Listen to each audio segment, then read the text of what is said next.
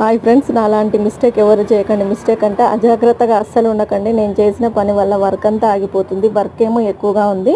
చూడండి ఎంత చిన్నగా కట్ చేస్తున్నాను. ఏంటబ్బా ఇంత చిన్నగా కట్ చేస్తుంది, ఎప్పుడు చూసినా ఫాస్ట్ ఫాస్ట్ అంటుంది కదా అనుకుంటున్నారా? చూడండి ఏమైందో చూపిస్తాను.